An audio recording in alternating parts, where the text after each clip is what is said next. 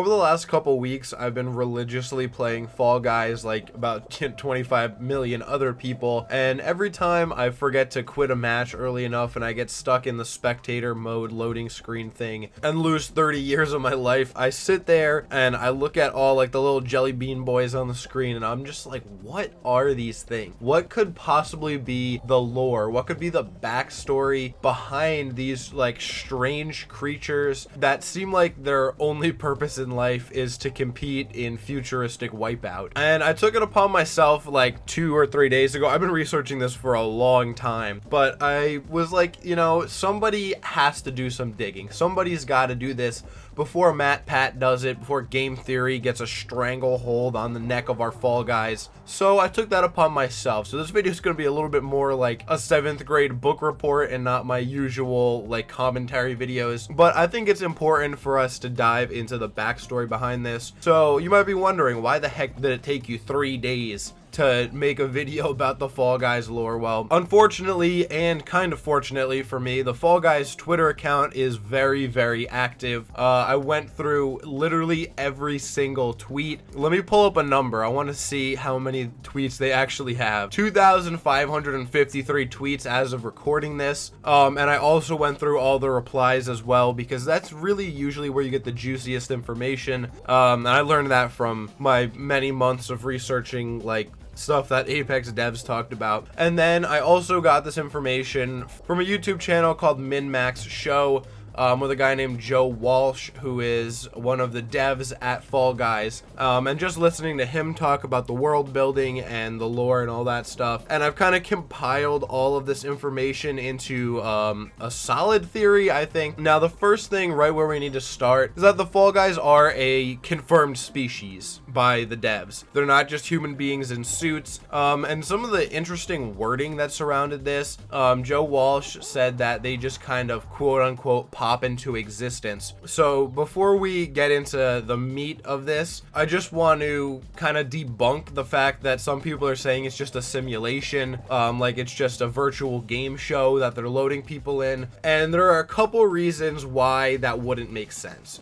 And just, I think the biggest one is the fact that there are cameras around the map that you can see. Wouldn't really make sense if this were a virtual game to have stationary cameras in the game, because, you know, you would just be able to spectate, or a free moving invisible bot. So that's, at least for me, I also think it's kind of a cop-out to just say, oh, it's a simulation, because that kind of takes away the fun of being able to put your personal theories into the lore that they've given to kind of make a more complete picture. So my theory, and I'm just gonna lay this out right away, I'm not gonna kind of hide it or leave it for the end or anything like that, I'm gonna say it right up front here. My theory is that in the future of humanity, there comes a point where science has developed to the point where we have space travel, and to the point where we can create and clone life. That these Fall Guys, maybe there were just 1 or 2 of them, but that they were created in a laboratory and then they're just kind of cloned and brought to this planet. Now,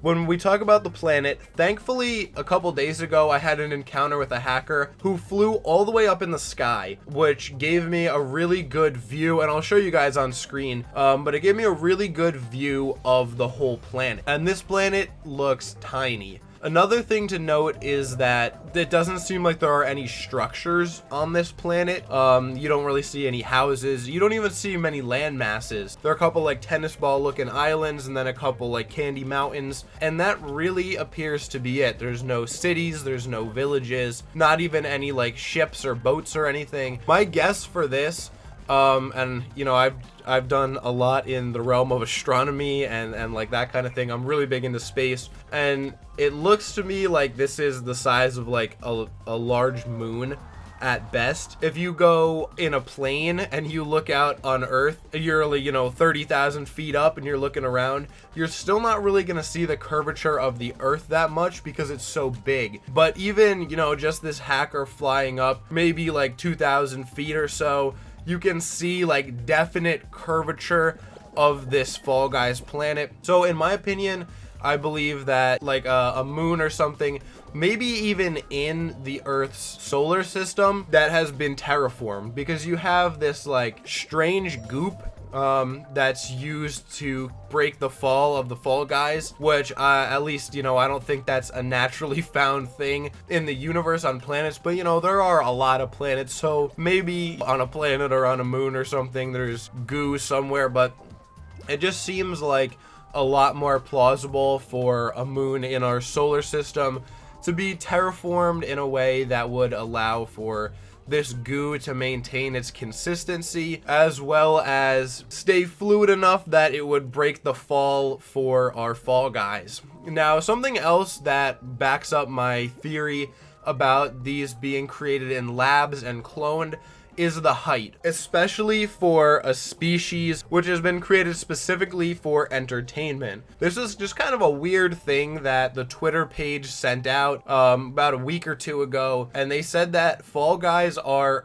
all exactly 1.84 meters tall, which roughly equates to about 6 foot, which very conveniently is about the size of an average male, at least in the United States. I think it's like 5'11", which is a pretty convenient height to film. If these dudes were like 2 or 3 feet tall, or if they were like 8 feet tall, our known knowledge of cinematography and like the whole art of film would be significantly more difficult to capture these things during like their shenanigans around the map. So I think it's pretty convenient that they're just about the same size as a human being, especially when their only goal is to entertain humans. I'll read you the exact quote from Joe Walsh in regards to the purpose of a Fall Guy. They say, "Fall Guys exist in their world to compete. They're full of enthusiasm and quests for glory. They kind of just pop into existence, compete, and then continue to go on forever." So what that last part means, I don't really know. They continue to go on forever. It seems to me like whatever like simple creature they are doesn't have the same cell aging that humans do. So maybe they can just continue to live. And we're gonna have to talk about mouths in a second because it doesn't seem like they really have them, but it says that they're full of enthusiasm and quests for glory. Now, I don't know how much I fully believe that, because I don't think the Fall Guys are really sentient. I think they're just kind of like creatures that have been made in a lab for the purpose of achieving the crown. Like, I think they're taught it, or at least the first ones were, and then all the clones just shared that same goal of trying to get the crown. A lot of people might bring up the fact that it says they just pop into existence as proof that this is some kind of simulation or a computer game, but I don't think that's really the case. In fact, I think it further backs up my point of cloning, because the fact that they just pop into existence could mean that they just take one Fall Guy, put him in a test tube or put him to sleep, and then clone him, and out comes 2 Fall Guys. So at least for me, that would make a lot of sense with the cloning, but let me know what you guys think down below. Is that a counter argument for my point? But now we have to talk about mouths. We can't really think of creatures that don't have mouths but continue to survive. There are a few of them, but I'm actually gonna point out something that somebody said in a tweet that's a reply to the devs, and the video is called "Waddle Dee Eats a Cookie English." And this is just a video of this cartoon character Waddle Dee, and someone presents a cookie to him and he just absorbs the nutrients through his skin. And I obviously can't get too scientific. I don't have degrees in osmosis or absorption of nutrients, but they could also photosynthesize or various other methods of eating. I don't really know how far down that rabbit hole we need to get, but there are a lot of different possibilities for that. I think I've covered just about every basis though for my argument, so let me summarize it and then I'll talk about some counterpoints. So essentially, I believe that in the future, humanity has evolved to the point where we have cloning and we can create life in labs, and also we have space travel that can bring us, you know, at least comfortably out into our solar system. Some government or large company gets the great idea to have these Fall Guys created in a lab. They clone a whole lot of them and then they load them up onto a ship, bring them out to a planet that has been terraformed and has like this goo all over the ground. Maybe they put some land masses there, build some structures like Wipeout style, set up cameras all around, and then put these Fall Guys, who are all the exact same height. They're all 6 foot exactly, or 1.83 meters. And they have already trained them to want to, you know, achieve glory and get the crown. And all that's fine and dandy. So far, it seems like everything is going as planned. And a point that I hadn't brought up yet, which I'm sure a lot of people have already talked about in the comments because I forgot to incorporate it, is that the skins for these Fall Guys have not been confirmed as non-canon. And what that means is there's room for speculation. I personally take it as these skins are canon, and ways for maybe sponsors or maybe individual people or maybe the Fall Guys themselves to express themselves, because you have a lot of branded items, right? You have the Duck Hunt Mallard, you have a 7-Eleven Slurpee, you have Peabody from Portal, you have Gordon Freeman.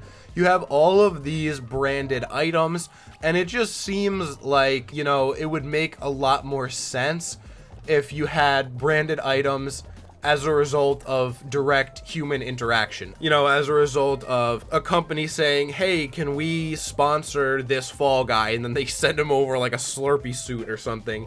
Stuff like that seems to make sense.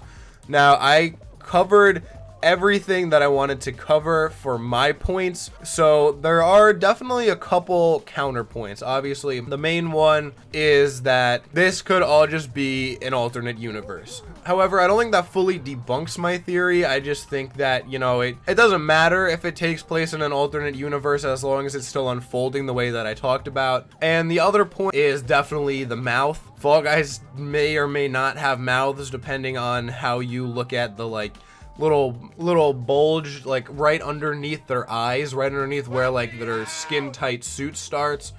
I personally don't think that's a mouth, but as I talked about, there were a lot of other options that could be presented as alternatives to that, but there are definitely holes in my theory. So if you come up with any more, leave them down in the comments below and I'll try my best to answer them.